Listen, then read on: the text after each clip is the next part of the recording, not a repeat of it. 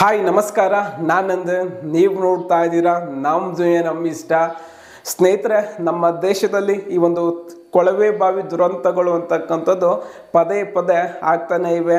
ಕಳೆದ ತಿಂಗಳು ಮಾರ್ಚ್ 10ನೇ ತಾರೀಕು ಈ ಒಂದು ದೆಹಲಿಯ ಒಂದು ತೆರೆದ ಕೊಳವೆ ಬಾವಿಯೊಳಗೆ 30 ವರ್ಷದ ವ್ಯಕ್ತಿ ಆಕಸ್ಮಿಕವಾಗಿ ಬಿದ್ದು ಸಾವನ್ನಪ್ತಾನೆ.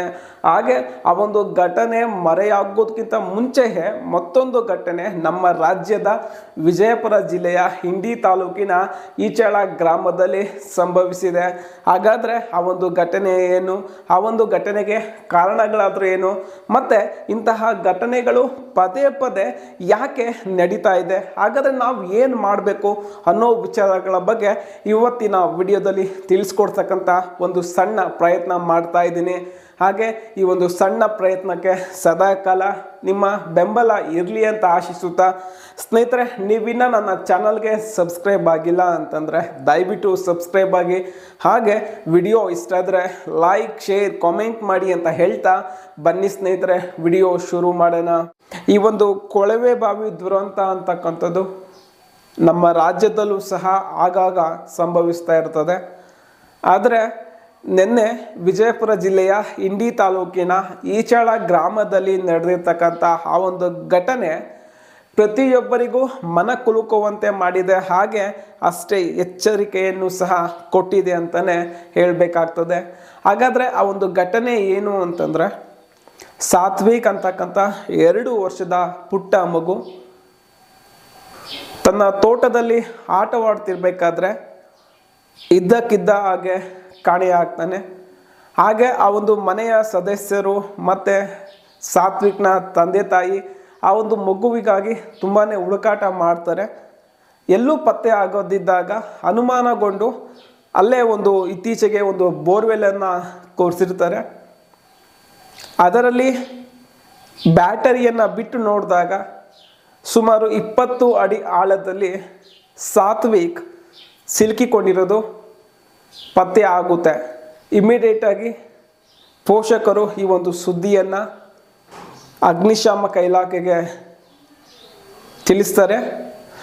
ಕಾರ್ಯಪ್ರವೃತ್ತರಾದ ಅಗ್ನಿಶಾಮಕ ಇಲಾಖೆ, SDRF ಹಾಗೆ NDRF ಆ ಒಂದು ಸ್ಥಳಕ್ಕೆ ತಲುಪಿ, ಇಲ್ಲಿ NDRF, SDRF ಹಾಗೆ ಅಗ್ನಿಶಾಮಕ ಇಲಾಖೆಗೆ ಇರ್ತಕ್ಕಂಥ ಒಂದು ದೊಡ್ಡ ಸವಾಲು ಏನು ಅಂತಂದರೆ, ಆ ಒಂದು ಮಗು ಎಷ್ಟು ಅಡಿ ಆಳದಲ್ಲಿ ಸಿಲುಕಿಕೊಂಡಿದೆ ಅಂತ.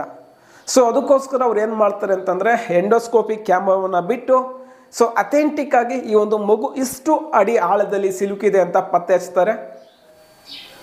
ಅಲ್ಲಿಂದ ಆ ಒಂದು ಮಗುವಿನ ರಕ್ಷಣೆ ಕಾರ್ಯಾಚರಣೆ ಅನ್ನೋದು ನಿರಂತರವಾಗಿ ಸಾಗ್ತಾನೆ ಇತ್ತು. ಇದಕ್ಕಾಗಿ 2 ಇಟಾಚಿ ಮತ್ತು 3 JCBಗಳನ್ನು ಬಳಸ್ಕೊಳ್ತಾರೆ. ಇಲ್ಲಿ ಮಗು ಈ ಒಂದು ಏರಿಯಾದಲ್ಲಿ ಸಿಲುಕಿಕೊಂಡಿದೆ ಅಂತ ಅಂದರೆ, ಇವ್ರೇನು ಮಾಡ್ತಾರೆ ಅಂತಂದರೆ, ಇಷ್ಟು ಸ್ಲೋಪ್ ಆಗಿ ಒಂದು ಗುಂಡಿಯನ್ನು ಅಗಿತಾರೆ. ಗುಂಡಿಯನ್ನು ಅಗೋದು ಆ ಒಂದು ಮಗು ಎಲ್ಲಿ ಸಿಲುಕಿದೆಯೋ ಅದರಿಂದ 5 ಅಡಿ ದೂರದಲ್ಲಿ ಮತ್ತೆ ಅಡ್ಡವಾಗಿ ಒಂದು ಸುರಂಗ ಮಾರ್ಗವನ್ನು ಕೊರಿತಾರೆ. ಇಲ್ಲಿ ಏನಪ್ಪ ಅಂತಂದರೆ, ಸುರಂಗ ಮಾರ್ಗ ಹೇಗೆ ಕೊರಿತಾರೆ ಅಂತಂದರೆ, ಆ ಒಂದು ಮಗು ಇನ್ನೂ ಕೆಳಗಡೆ ಹೋಗಬಾರ್ದು ಅಂತ.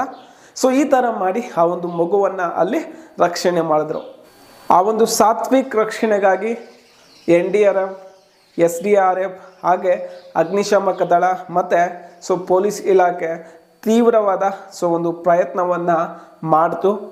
ಹಾಗೆ ಇಡೀ ಕರುನಾಡ ಜನತೆಯ ಒಂದು ಪ್ರಾರ್ಥನೆ ಆಗಿರ್ಬೋದು, ಅಥವಾ ಆ ಒಂದು ತಂದೆ ತಾಯಿಗಳು ಮಾಡಿರ್ತಕ್ಕಂಥ ಪುಣ್ಯದ ಕೆಲಸದಿಂದ ಆ ಒಂದು ಮಗು ಜೀವಂತವಾಗಿ ಆ ಒಂದು ಕೊಳವೆ ಬಾವಿಯಿಂದ ಹೊರಗಡೆ ಬಂತು. ಸ್ನೇಹಿತರೆ, ಒಂದು ವಿಷಯ, 90% ಇಂತಹ ಪ್ರಕರಣಗಳಲ್ಲಿ ಆ ಒಂದು ಕೊಳವೆ ಬಾವಿಯೊಳಗೆ ಸಿಕ್ಕಿಕೊಂಡಿರುವವರು ಜೀವಂತವಾಗಿ ಬರೋದಿಲ್ಲ. ನಾನು ಆಗಲೇ ಒಂದು ಘಟನೆ ಹೇಳಿದೆ.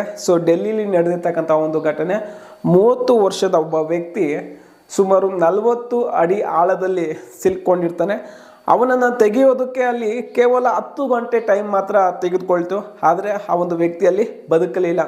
ಆದರೆ ಇಲ್ಲಿ ಸಾತ್ವಿಕ್ ವಿಚಾರದಲ್ಲಿ ನಿರಂತರವಾಗಿ 20 ಗಂಟೆಗಳ ಕಾಲ ಒಂದು ಕಾರ್ಯಾಚರಣೆ ಅನ್ನೋದು ನಡೆಯಿತು. ಈ ಒಂದು ಕಾರ್ಯಾಚರಣೆಯಲ್ಲಿ ಸಾತ್ವಿಕ್ ಬಂದಿದ್ದಾನೆ ಅಂತಂದರೆ ಮೇ ಬಿ ಅವನ ಅದೃಷ್ಟ ಮತ್ತು ತಂದೆ ತಾಯಿಗಳು ಮಾಡಿರ್ತಕ್ಕಂಥ ಪುಣ್ಯದ ಕೆಲಸ ಅಂತಲೇ ಹೇಳ್ಬೋದು. ಹಾಗಾದರೆ ಯಾಕೆ ಇಂಥ ಘಟನೆಗಳು ಪದೇ ಪದೇ ಆಗ್ತಾ ಇದೆ ಅಂತ ನಾವು ನೋಡೋದಾದರೆ ಇದಕ್ಕೆ ಸಿಂಪಲ್ ಆಗಿರ್ತಕ್ಕಂಥ ಒಂದೇ ಒಂದು ಕಾರಣ ಏನು ಅಂತಂದರೆ, ಈಗ ಯಾರಾದರೂ ಒಬ್ಬ ವ್ಯಕ್ತಿ ಒಂದು ಬೋರ್ವೆಲನ್ನು ಕೊರೆಸ್ತಾರೆ. ಸೊ ಕೊರೆಸ್ದಾಗ ನೀರು ಸಿಕ್ಕಿದ್ರೆ ಓಕೆ, ಸಿಗಲಿಲ್ಲ ಅಂತಂದರೆ ಆ ಒಂದು ವ್ಯಕ್ತಿಗೆ 2 ಆಪ್ಷನ್ ಇರುತ್ತೆ. ಒಂದು, ಆ ಒಂದು ಬೋರ್ವೆಲನ್ನು ಡ್ರಿಲ್ ಮಾಡಬೇಕಾದ್ರೆ ಮೊದಲು ಕೇಸಿಂಗ್ ಹಾಕಿರ್ತಾರೆ, ಆ ಒಂದು ಕೇಸಿಂಗ್ ಪೈಪನ್ನು ತೆಗೆಸ್ಬಿಡೋದು. ಇನ್ನು ಕೆಲವ್ರು ಏನು ಮಾಡ್ತಾರೆ ಅಂತಂದರೆ ಆ ಒಂದು ಕೇಸಿಂಗ್ ಪೈಪನ್ನು ಹಾಗೆ ಬಿಡ್ತಾರೆ. ಈ ಹಾಗೆ ಬಿಟ್ಟಿರ್ತಕ್ಕಂಥ ಒಂದು ಘಟನೆಯಲ್ಲಿ ಪ್ರಾಬ್ಲಮ್ಸ್ ಅಷ್ಟೊಂದು ಆಗೋದಿಲ್ಲ. ಯಾಕೆ ಅಂತಂದರೆ ಅದೊಂದು 8ರಿಂದ 10 ಇಂಚ್ ಇರುತ್ತೆ. ಸೊ ಅಷ್ಟು ಪೈಪಲ್ಲಿ ಒಬ್ಬ ವ್ಯಕ್ತಿ ಬೀಳೋದಕ್ಕೆ ಚಾನ್ಸಸ್ ಇಲ್ಲ. ಇನ್ನು ಕೆಲವ್ರು ಏನು ಮಾಡ್ತಾರೆ ಅಂತಂದರೆ, ಈಗ ಕೇಸಿಂಗ್ ಪೈಪ್ ಹಾಗೆ ಬಿಟ್ಟರೆ ಯೂಸ್ ಇಲ್ಲ, ಅಟ್ಲೀಸ್ಟ್ ಆ ಒಂದು ಕೇಸಿಂಗ್ ಪೈಪನ್ನು ಆ ಒಂದು ಬೋರ್ನವ್ರಿಗೆ ವಾಪಸ್ ಮಾಡಿದ್ರೆ ಸ್ವಲ್ಪ ದುಡ್ಡಾದರೂ ಕಡಿಮೆ ಆಗುತ್ತೆ ಅಂತ ಏನು ಮಾಡ್ತಾರೆ ಅಂತಂದರೆ ಅದನ್ನು ತೆಗೆಸ್ಬಿಡ್ತಾರೆ. ಅವರು ತೆಗೆಸ್ಬೇಕಾದ್ರೆ ಆ ಒಂದು ಕೇಸಿಂಗ್ ಪೈಪ್ ಏನಿದೆ ಅದರ ಒಂದು ಸರೌಂಡಿಂಗ್ ಒಂದು 2 ಅಡಿ ಕಂದಕ ಅನ್ನೋದು ನಿರ್ಮಾಣ ಆಗುತ್ತೆ. ನಾರ್ಮಲಾಗಿ ಆ ಪೈಪ್ ಮೇಲೆ ಬರುತ್ತಲ್ವ, ಸೊ ಪೈಪ್ ಮೇಲೆ ಬರಬೇಕಾದ್ರೆ ಅದರ ಅಕ್ಕಪಕ್ಕ ಇರ್ತಕ್ಕಂಥ ಒಂದು ಮಣ್ಣು ಸಡಿಲಗೊಂಡು ಸುಮಾರು 2 ಅಡಿ ಆಕಾರದ ಒಂದು ರಂಧ್ರ ಅನ್ನೋದು ನಿರ್ಮಾಣ ಆಗುತ್ತೆ. ಸೊ ಈ ನಿರ್ಮಾಣ ಆದಾಗ ಆ ಒಂದು ವ್ಯಕ್ತಿ ಏನು ಮಾಡಬೇಕಾಗ್ತದೆ ಅಂತಂದರೆ ಕಂಪ್ಲೀಟಾಗಿ ಅದನ್ನು ಮುಚ್ಚತಕ್ಕಂಥ ಕೆಲಸ ಮಾಡಬೇಕಾಗ್ತದೆ. ಆದರೆ ಇಲ್ಲಿ ಅಂಥ ಕೆಲಸವನ್ನು ಮಾಡೋದಿಲ್ಲ. ಆ ಒಂದು ಕೇಸಿಂಗ್ ಪೈಪನ್ನು ತೆಗೆದುಕೊಂಡು ಅದನ್ನು ಹಾಗೆ ಬಿಟ್ಬಿಡ್ತಾರೆ. ಸೊ ಯಾವಾಗ ಈ ಚಿಕ್ಕ ಮಕ್ಕಳಾಗಿರ್ಬೋದು, ಕೆಲವೊಂದು ಪ್ರಾಣಿಗಳಾಗಿರ್ಬೋದು, ಅದರಲ್ಲಿ ಹೋಗಿ ಬಿದ್ದಾಗ ಅವು ಒಳಗೆ ಹೋಗ್ತಕ್ಕಂಥ ಚಾನ್ಸಸ್ಸು ತುಂಬ ಇರುತ್ತೆ. ಸ್ನೇಹಿತರೆ, ಇದು ಸಿಂಪಲ್ ರೀಸನ್ ಇಷ್ಟೇ. ಆದರೆ ಜನ ಇಲ್ಲಿ ಅಲರ್ಟ್ ಆಗಬೇಕಾಗ್ತದೆ. ಅಕಸ್ಮಾತ್ ನಿಮ್ಮ ಸುತ್ತಮುತ್ತ ಎಲ್ಲಾದರೂ ಇಂತಹ ತೆರೆದ ಕೊಳವೆ ಬಾವಿಗಳಿದ್ದರೆ ದಯವಿಟ್ಟು ಅದನ್ನು ಕ್ಲೋಸ್ ಮಾಡಿ ಅಂತ ಹೇಳೋದಕ್ಕೆ ಇಷ್ಟಪಡ್ತೀನಿ. ಸ್ನೇಹಿತರೆ, ಮೇ ಬಿ ಆ ಒಂದು ಬೋರ್ವೆಲನ್ನು ಕ್ಲೋಸ್ ಮಾಡೋದಕ್ಕೆ ನಮಗೇನು ತುಂಬ ಟೈಮ್ ತೊಗೊಳ್ಳೋದಿಲ್ಲ. ಮೇ ಬಿ ಒಂದು 5ರಿಂದ 10 ನಿಮಿಷ. ಅಕಸ್ಮಾತ್ ಅಲ್ಲಿ ಯಾವುದಾದ್ರೂ ಒಂದು ಕಲ್ಲನ್ನಾದರೂ ಇಟ್ಟರೆ ಚೆನ್ನಾಗಿರುತ್ತೆ ಅಂತ. ನಮ್ಮ ರಾಜ್ಯದಲ್ಲಿ ಇಂತಹ ಕೊಳವೆ ಬಾವಿಗಳು ತುಂಬಾ ಇದೆ. ಹಾಗಾದರೆ ಕೆಲವ್ರಿಗೆ ನಾಲೆಜ್ ಇರುತ್ತೆ, ಅವ್ರು ಏನು ಮಾಡ್ತಾರೆ ಅಂತಂದರೆ ಅದನ್ನು ಕ್ಲೋಸ್ ಮಾಡ್ತಕ್ಕಂಥ ಪ್ರಯತ್ನ ಮಾಡ್ತಾರೆ. ಇನ್ನು ಕೆಲವರು ಅದನ್ನು ಹಾಗೆ ಬಿಟ್ಟಿರ್ತಾರೆ. ನಿಮ್ಮ ಸುತ್ತಮುತ್ತ ಎಲ್ಲಾದರೂ ಇಂಥ ಕೊಳವೆ ಬಾವಿಗಳನ್ನು ನೀವು ನೋಡಿದ್ರೆ ದಯವಿಟ್ಟು ಕ್ಲೋಸ್ ಮಾಡಿ ಅಂತ ಹೇಳ್ತಾ, ಕೊನೆಯದಾಗಿ ಒಂದು ಸಾತ್ವಿಕ್ ಜೀವಂತವಾಗಿ ಬರೋದಕ್ಕೆ ನಮ್ಮ NDRF, SDRF ಹಾಗೆ ಅಗ್ನಿಶಾಮಕ ಸಿಬ್ಬಂದಿಯ ಒಂದು ಪ್ರಯತ್ನ ಅನ್ನೋದು ನಾವು ಮೆಚ್ಚಲೇಬೇಕಾಗ್ತದೆ. ಸದಾಕಾಲ ನಮ್ಮ NDRF, SDRF ಹಾಗೆ ಅಗ್ನಿಶಾಮಕ ಸಿಬ್ಬಂದಿ ಅವರು ಮಾಡ್ತಕ್ಕಂಥ ಒಂದು ಕೆಲಸಗಳಿಗೆ ನಾವು ಗೌರವವನ್ನು ಕೊಡ್ತಾ ಇಲ್ಲಿಗೆ ಈ ಒಂದು ವಿಡಿಯೋವನ್ನು ಮುಗಿಸ್ತಾ ಇದ್ದೀನಿ.